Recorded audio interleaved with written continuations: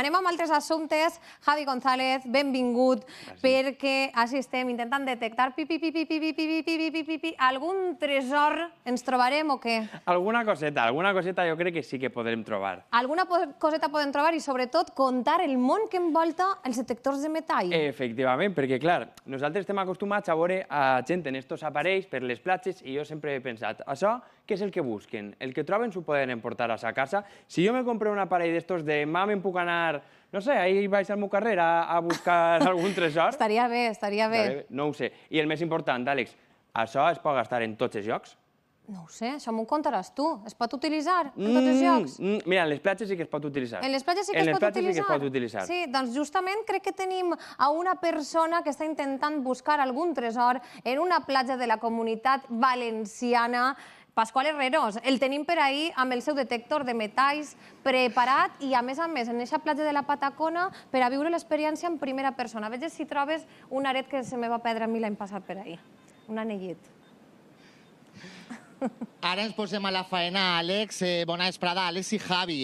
Mireu, estic ara mateix a vora mar, a la platja de la Patacona, podríem dir que amb els vigilants de l'arena. Tenim així a Vero. Vero, bona vesprada. Bona vesprada. I estàs mans en l'obra, no has parat en tota la vesprada des que estem així. Sí, no he parat, no he parat. Escolta, veiem amb este detector. A mi m'agradaria que s'expliqués un poc com el fa servir. Pues es fa un so i el busquem amb l'escup, que s'anomena escup, i tractem bé de buscar-lo. Molt bé, a veure el sorollet, perquè clar... Sí, això pot ser una tapa d'un pot que s'ha quedat ahí i no... O sigui, que podem trobar qualsevol tipus de metall, no? Sí, sí, des d'alumini, tapes de botella, coses que veiem a vista també l'agafem... Algun tresoret? No. Tresors de moment no n'hi ha. No, Bueno, a veure si tenim... alguna monedeta, però poc. Alguna monedeta. Trobem per així que està Alfonso. Alfonso, bona vesprada tu també. Hola. Escolta, ja ens comentava Vero que, bueno, no en trobeu moltes coses així de gran valor, alguna monedeta, alguna coseta, però teniu alguna anècdota que es pogués contar que heu trobat per així? Pues encontramos una rueda de Vespa. Encontramos llaves de coche, nos mandan a lo mejor buscar también llaves de autocaravanas o las llaves de la moto que también se suelen... A mí me habías contado algo de una dona que le iba a pasar. Sí, bueno, una vez encontramos una dentadura baja postiza, una dentadura postiza de la parte baja de la boca. Caram. Y salía un compañero con el scope y una dentadura y dice, pues... Se la enseñó y dice, esa no es, pero me la puedo probar. Y se la probó y dice... I li va apanyar. Me vale. Molt bé. Àlex, jo me quede així amb ells dos i vaig a provar jo, a veure si tinc sort, a veure si trobem algun tresor. Clar, clar que sí. Mira, i de fet et deixarem ahir en una finestreta xicoteta intentant trobar algun tresor. A veure si trobem un altre bancà i bé, i fem doncs algú content, no? Fem feliç algú. Efectivament, estaria molt bé. En fi, que quines troballes, una cosa espectacular. Per a parlar una miqueta d'això tenim amb nosaltres a Enrique Roig, que és el president de l'Associació Valenciana de Detecto Aficionats. Benvingut, bona vesprada. Bona vesprada. Explica'ns una miqueta, què és el que busqueu, a veure? Lo que isca. El que isca. El que isca. Tu t'estaves rient de la dentadura, no? Claro, també. perquè li ho ha contat abans. Que també t'ha passat? No, els casos són companys i ho contem uns altres. Se ho conteu. Però una cosa molt curiosa, Enrique, és que una volta vau ajudar inclús a resoldre un crim. Això com va passar? Quin crim va ser i què és el que vau fer? Va ser en Castelló, ens cridarà la Policia Nacional, per tal de buscar un ganivet que havíem perdut. O sigui, havia mort un home de 80 anys i el criminal havia tirat el ganivet. I li ho digué a la policia i la policia ens cridarà per anar a buscar-lo. Anarem, però no era aquest el lloc. I després, un any quasi després, ens cridarà per anar que havia confessat on no l'havia tirat i el trobaren. Uau, o sigui que també teniu clar aquesta funció tan important d'aixes troballes tan decisives per a casos com crims. I tenia taques de sang inclús, restes biològiques inclús. Molt interessant. Molt interessant, però hem de dir que no en totes les platges ni en tots els entorns es pot practicar esta afició dels detecto aficionats. De fet, per a que vos feu una idea, anem a parlar una miqueta dels municipis que tenen tenen platges que estan protegides, bé protegides per patrimoni o bé protegides per la biodiversitat. Mireu, per posar uns exemples, municipis, recordem, municipis i no platges. A Castelló trobem 11 municipis que tindrien platges que estan protegides. Alguns municipis serien Orpesa o Vinaròs. Per altra banda, a València en tindríem 5 municipis, com Cullera o Sueca. I per últim, a Alacant, que s'emporta la grossa, 12 municipis que tenen alguna platja o un fragment de la platja, que això també és important, no té per què estar tota la platja protegida, solament un fragment, on no es poden gastar estos detectors de metalls. I en altres entorns on no es poden gastar els detectors de metalls serien en entorns propers a jaciments arqueològics. I això és important que ho matisem, perquè els detectoaficionats no tenen res a veure en els espoliadors, però allà, en els jaciments arqueològics, no es pot practicar aquesta pràctica dels detectors de metalls. Hem estat al pont i això és el que s'han contat.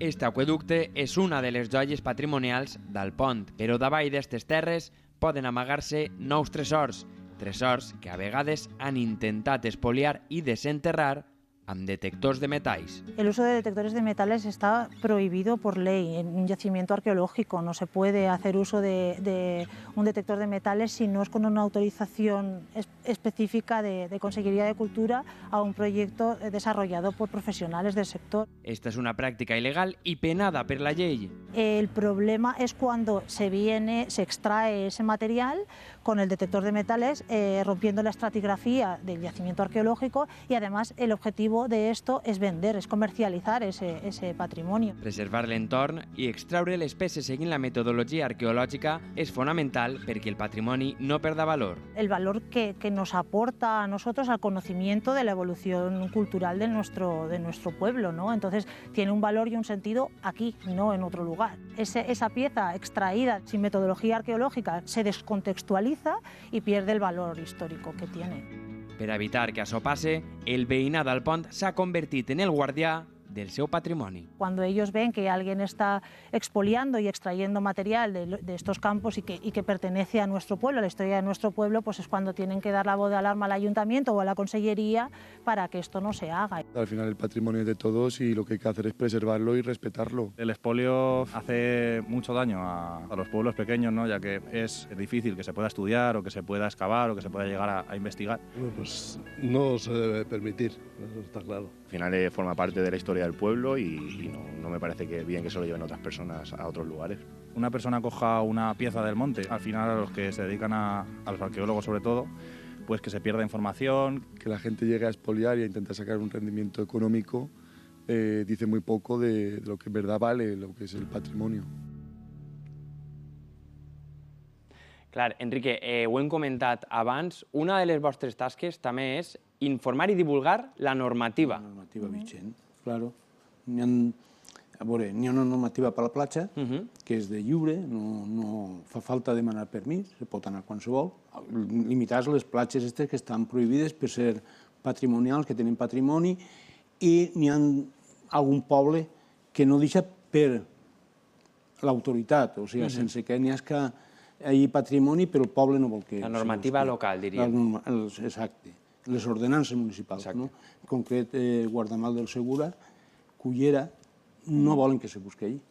Inclús objectes perduts que ens han cridat, escolta, que ha perdut un anell, i han demanat permís i no ens l'han donat. Però, en canvi, la Vila Joiosa sí que demanaven permís i ens l'ha concedit per buscar objectes perduts. I després està la normativa de camp, que estàvem parlant.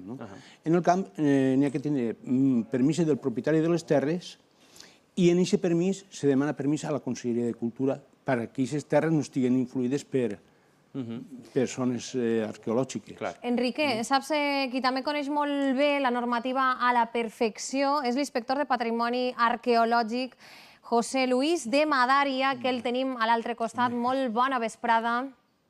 Hola, bona vesprada. Volíem saber, José Luis, quina és la normativa que regula este ús de detectors de metalls en estos jaciments arqueològics, en llocs arqueològics? La normativa la regula inicialment la Llei de Patrimoni Cultural Valencià de l'any 98. Va deixar d'una manera molt laxa regulada aquest ús i després se va fer un reglament d'arqueologia, inclús demanant consell inclús a l'Associació Valenciana de Detectoaficionats per a poder regular d'una manera més clara aquest ús i poder compaginar la seva afició amb la protecció del patrimoni, que és un poquet el nostre objectiu. I per què necessiten els arqueòlegs una autorització també per a utilitzar aquests aparells? Si realment sí que se sap on va a buscar-se i el que s'està buscant, no?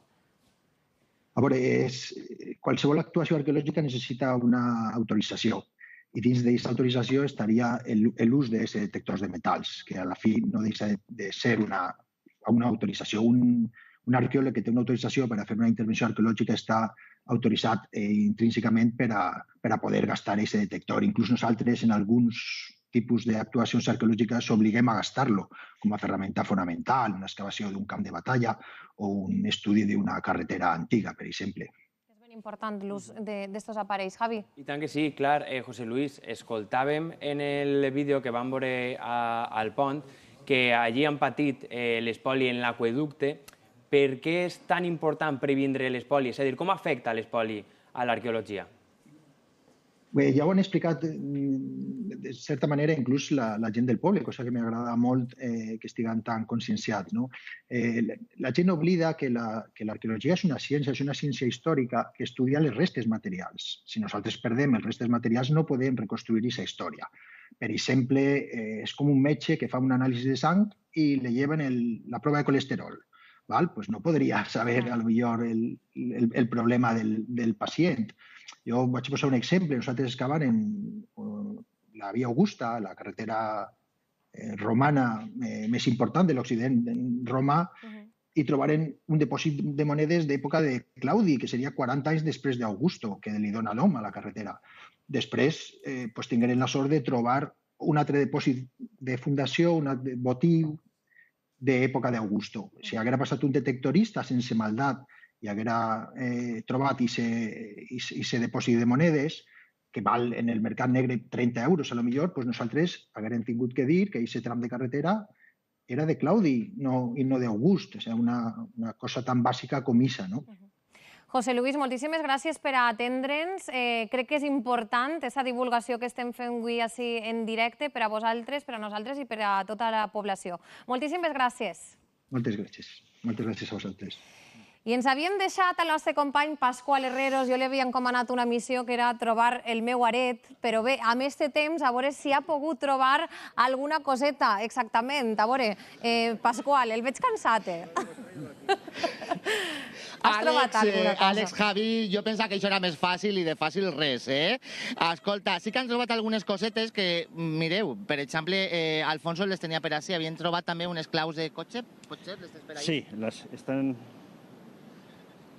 están aquí.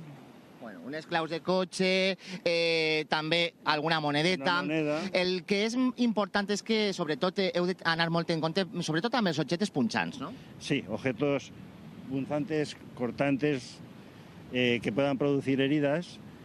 Y luego también, pues si te fijas, plástico y este lápiz que no lo pita, però lògicament lo ves a la vista i hay que retirarlo. Perquè n'hi ha que dir que és una cosa, mireu, veu, un objecte punxant que n'hi ha que tenir molt en compte, com diu, no? Això l'hem de llevar de la platja, perquè si no, un xiquet o el que siga, se pot fer molt de mal en el peu, i el llevem.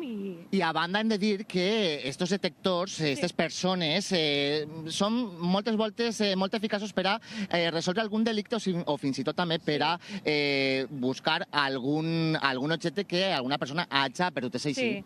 Sí, per exemple, en 2020 se va cometre un assassinat i el secretari de l'associació va anar en 4 més i va trobar un ganivet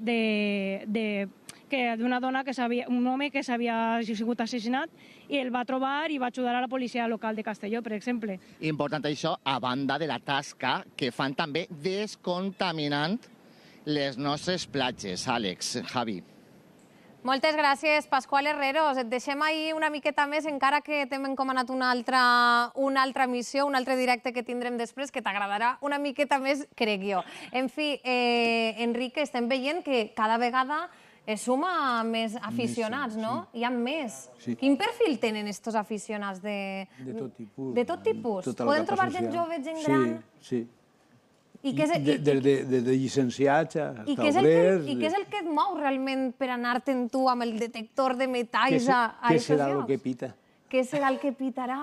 I després buscar-ho, no? També. Tu quants anys fa que et vas aficionar a això? Des de l'any 92.